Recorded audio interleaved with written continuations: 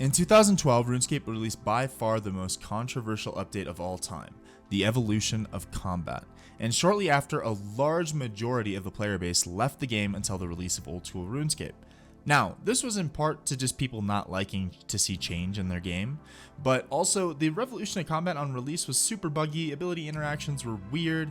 In addition to the combat system, several iconic aspects of RuneScape were abandoned. So is current RuneScape 3 better than the evolution of combat's release?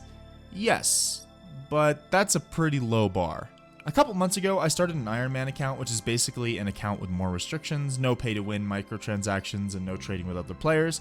It's sort of like hard mode. I've had some fun playing the game, but it didn't take long for me to start feeling frustrated. The combat system specifically has been improved since release, but overall, especially as a new player, it feels clunky and intuitive to interact with. There are a million abilities, most of which do the exact same thing with just different damage numbers. Many of the tooltips are unintuitive and sometimes just flat wrong, so this leads to a very overwhelming new player experience with a lot of unnecessary complexity. Originally, when writing the script, I had dedicated an entire page to explaining why I felt like the combat system wasn't fun and it wasn't satisfying, but for the sake of not being redundant, if you want an in-depth explanation, you should go see Project Combat's video.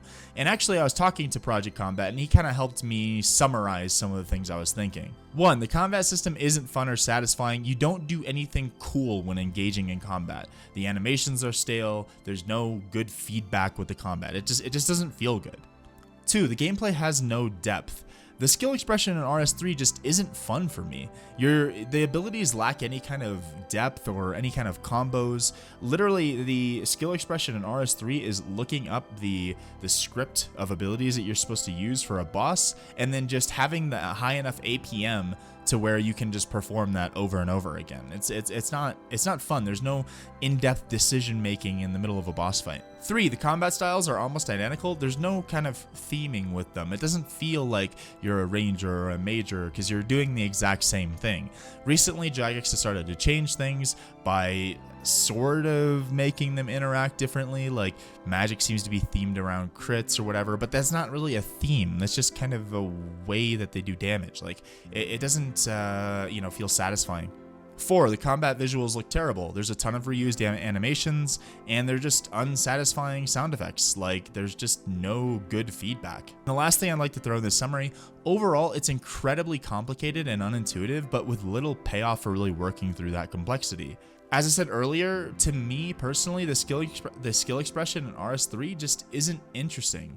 Just to be clear, I don't want to take anything away from Evil Lucario or other people who have really spent a lot of time mastering this combat system, but to me, it's just not fun. The idea of mastering the combat system just isn't fun, because all it is again, figuring out the script of abilities, unless it's already been figured out on the PVME, and then just having high enough actions per minute to be able to perform that. Like, you're literally just playing Guitar Hero on a keyboard. And lastly, there's no meaningful content to do in RS3 until hundreds of hours into the game.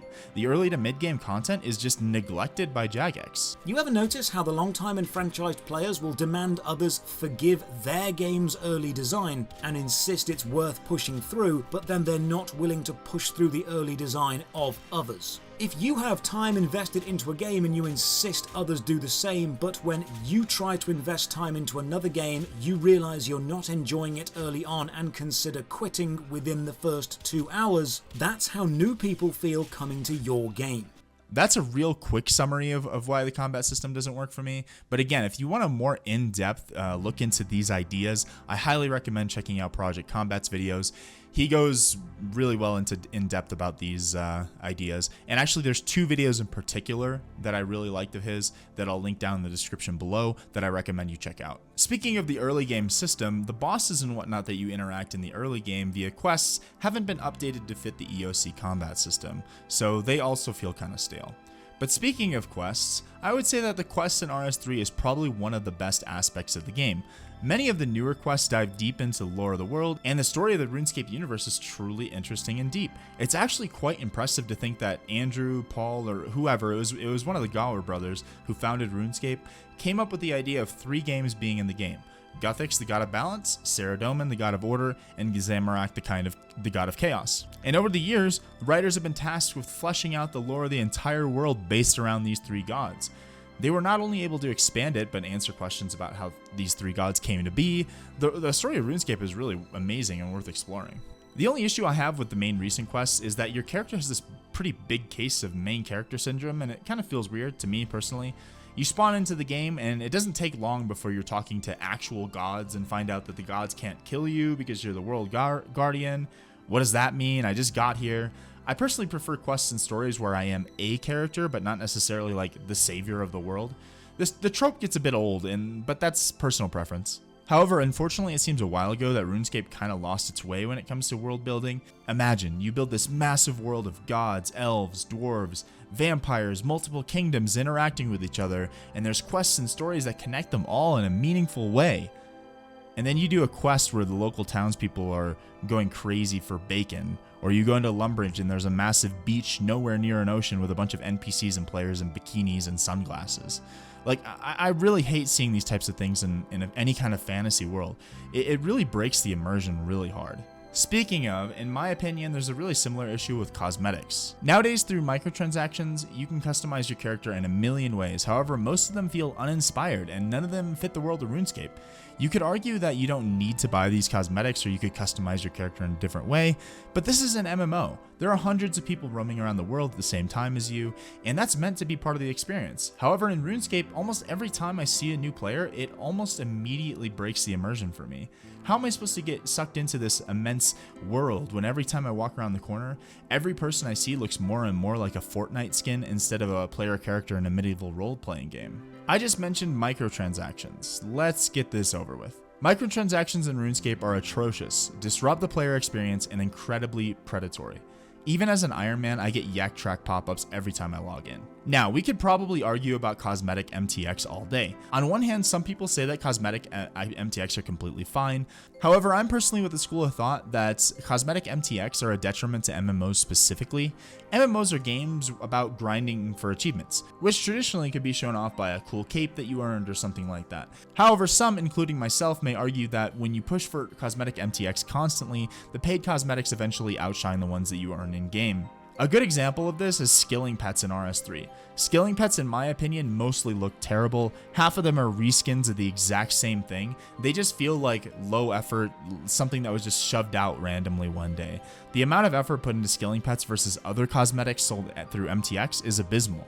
However, this is an argument that I can see going both ways, and I'm not going to hound on Jagex too much for cosmetic MTX. However, Jagex doesn't stop there. Let's talk about Treasure Hunter. Treasure Hunter not only is a pay-to-win system with increasingly aggressive overpowered promotions, but it's straight up gambling. I personally think that any form of loot boxes are unethical, and I understand that it's normal now, but that doesn't mean it's right just because everyone else is doing it. Jagex has been pushing these keys for years and straight up taking advantage of people with gambling addictions. There's been several articles that have come out of people spending tens of thousands of dollars on microtransactions in RuneScape. At the very least, in like a cosmetic-based loot box, you typically run out of things to win pretty quickly. Like I remember in Smite, for example, you could have skins that you could buy for $5, or you could buy like a $3 loot box that would contain several different random $5 skins. I don't like this model either. Again, I think that all types of loot boxes are scummy and unethical, but at least this is better than just endlessly selling XP and in-game advantages via a loot box system and just milking people with gambling addictions. That is just evil. On top of that, Jagex has started to monetize the most basic shit in their game. Want bank space? You need to pay up.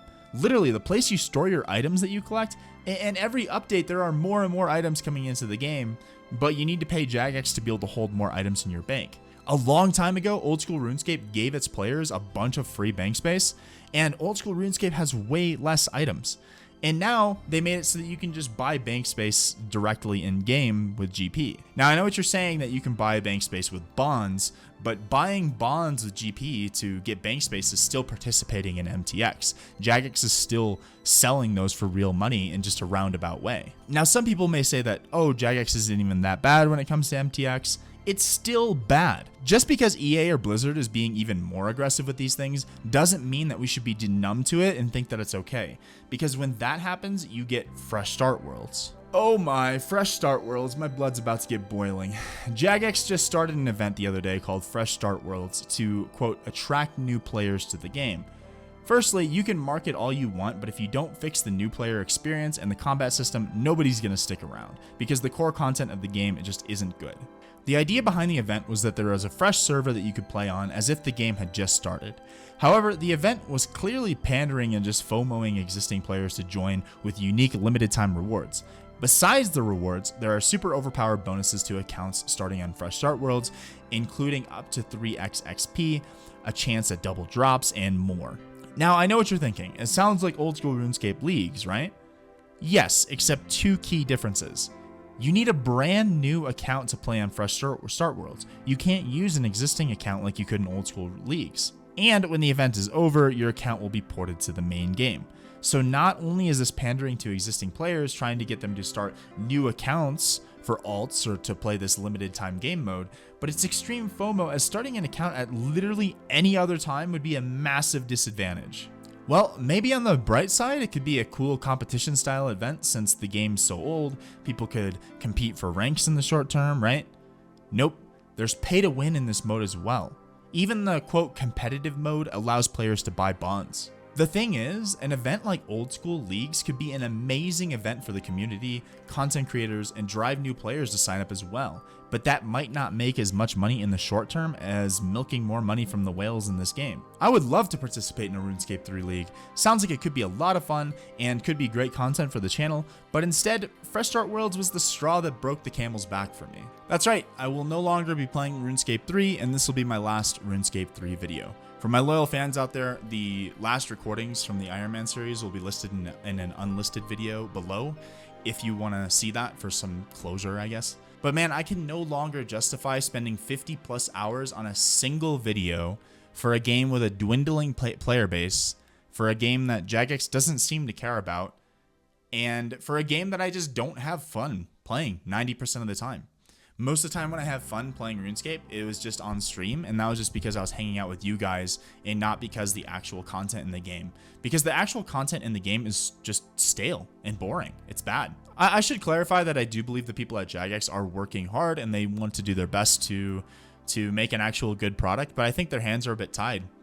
Jagex is owned by a hedge fund and it's their pimp. With that being said, I will be making different content going forward. I have a couple ideas that I'm really excited about, and I hope you guys stick around, but I understand if the new content's not for you, right? You subscribe for the RuneScape, likely you subscribe for the RuneScape content, and if the new stuff's not for you, I get that. Currently, I give RuneScape 3 renars out of 10. I think that if we saw a rework of the combat system, and if Jagex stopped being so fucking greedy with MTX, that could really be bumped up there to a solid game. I don't know if it has the potential to be a 10 out of 10 or anything like that, but I think it really could be a solid game worth your time. But at the moment, I just can't recommend it. Is RuneScape 3 worth playing in 2022? I don't think so. Why would you play this game that has stale content that's just not good? The combat system doesn't feel good to interact with. And then on top of the bad gameplay, you're bombarded with MTX all the time. Why play that when there's so many good games out there? A lot of AAA devs are now following this kind of similar model where they just pump out a shit game and then just, try to force a bunch of MTX or DLC and stuff like that, and still sell that game for $60. But there's a lot of great indie games out there. I mean, there's still some good AAA games, but there's a lot of great indie games out there. I've heard great things about Elden Ring, haven't tried it myself yet, but I'll actually leave on the screen here some games that I really recommend from Steam. And most of these games can be bought for like less than $15 on Steam on sale, and they're really good. And you just pay the fee to play the game, and you just play the game. There's no MTX or anything like that going on afterwards. They're not trying to get you money after. A couple of them have DLCs, but I would say that I think the DLCs are worth what you're paying for these situations. But yeah, I would highly recommend these games. Some of these games I have reviews for on my channel, and they're really fucking good. Anyways, that's it for me. Again, I'm sorry if this is disappointing to some people that they want to see more RS3 content, but what I've realized is that I think there's a good reason why there's not a lot of RS3 content creators. Like, give me one good reason why I should make content for this game. And yeah, I can't find one. That's what I was thinking about the other day. I just can't find one. It's not fun. Anyways, that's about it. See ya.